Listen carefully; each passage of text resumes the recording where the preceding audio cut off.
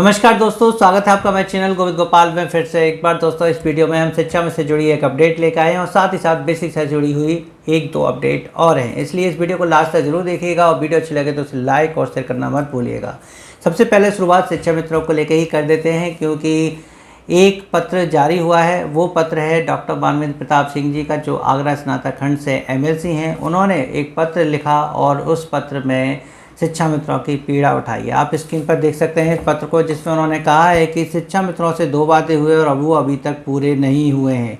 ये पत्र उन्होंने अपर मुख्य सचिव बेसिक शिक्षा विभाग उत्तर प्रदेश शासन को लिखा है, जिसमें उन्होंने कहा है कि 21 मई 2025 से 10 जून 2025 तक ग्रीष्म अवकाश शिविर आयोजित किया गया था, जिसमें प्रत्येक शिक्षा मित्र और अनुदेशकों को जिन्होंने ये ड्यूटी करी थी उनको 6-6 हज़ार रुपये प्रति कार्मिक का भुगतान देने की बात कही थी, जो अभी तक प्राप्त नहीं हुआ है। ये बहुत ही चिंता की बात है कि अभी तक उनको ये मानदेय नहीं मिला है। और साथ ही साथ 3 जनवरी 2025 को एक आदेश जारी हुआ शिक्षा मित्र स्थानांतरण को लेकर, लेकिन वो अभी तक अमल नहीं किया गया है। यानी मूल विद्यालय वापसी को लेकर शिक्षा मित्रों का जो आदेश जारी हुआ था उस पर अभी तक कोई कार्रवाई नहीं हुई है और ना ही समर कैंप के पैसे को लेके अभी तक कोई अपडेट मिली है। समर कैंप का पैसा भी नहीं मिला है। हम आपको ये भी बता दें कि कुछ ज़िलों में बातें निकल के आ रही हैं। हमें कमेंट करके कुछ व्यूअर्स ने बताया था कि उनके ज़िले में तो अब इस पैसे को आधा आधा कर रहे हैं, यानी 3-3 हज़ार रुपये दे रहे हैं।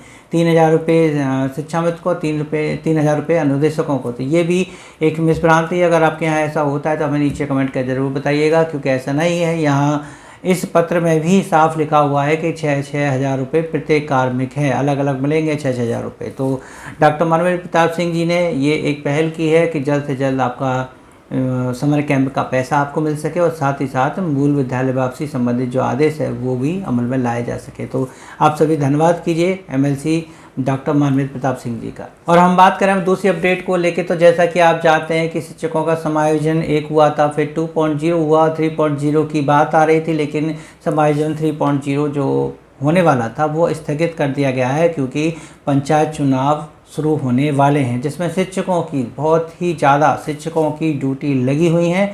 तो बताया जा रहा है कि पंचायत चुनाव के चलते हुए समायोजन 3.0 स्थगित कर दिया गया है, अब नहीं होगा। लेकिन समायोजन 1 में जहां शिक्षकों को ट्रांसफ़र कर दिया गया था, समायोजित कर दिया गया था और विद्यालय एकल भी रह गए थे, कुछ विद्यालय बंद भी हो गए थे, वहां समायोजन 2.0 में एकल विद्यालय ना होने का आदेश सचिव द्वारा जारी किया गया कि वो जो है उन शिक्षकों को जो है वहाँ से रिलीव ना किया जाए जहाँ विद्यालय एकल या बंद हो रहे हो। ऐसे विद्यालयों से कोई भी टीचर नहीं जाएगा। इसको लेके काफ़ी शिक्षक परेशान हैं, क्योंकि पहले फॉर्म भरवा लिए और अब वहाँ से रिलीव नहीं कर रहे हैं।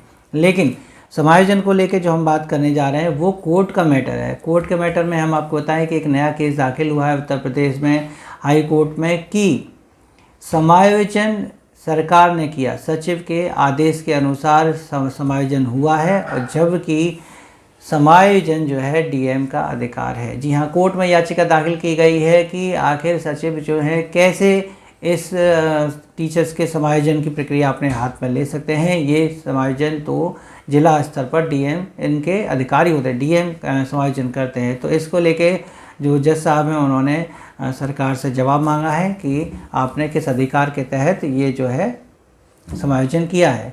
उन्होंने बेसिक शिक्षा नियमावली के नियम 21 के अंतर्गत ये बताया है कि समायोजन का अधिकार DM को है। तो अब देखिए एक नया केस सामने आया और बताते हैं कि कुछ केस समायोजन को लेके फिर कोर्ट में जाने वाले हैं। इसी से समायोजन 2.0 को लेके, रिलीविंग को लेके कुछ कैंडिडेट जो हैं कोर्ट जाने वाले हैं। और जो हम अगली अपडेट बताने जा रहे हैं वो है सुप्रीम कोर्ट के फैसले को लेके। जी हाँ, सुप्रीम कोर्ट 1 सितंबर को एक फ़ैसला सुनाने जा रहा है और वो फैसला है समायोजन में टेट को लेके। जी हाँ, समायोजन में टेट की अनिवार्यता को लेके सुप्रीम कोर्ट तक केस पहुंचा था। जो फैसला आ भी गया था लेकिन वो रिजर्व कर दिया गया था।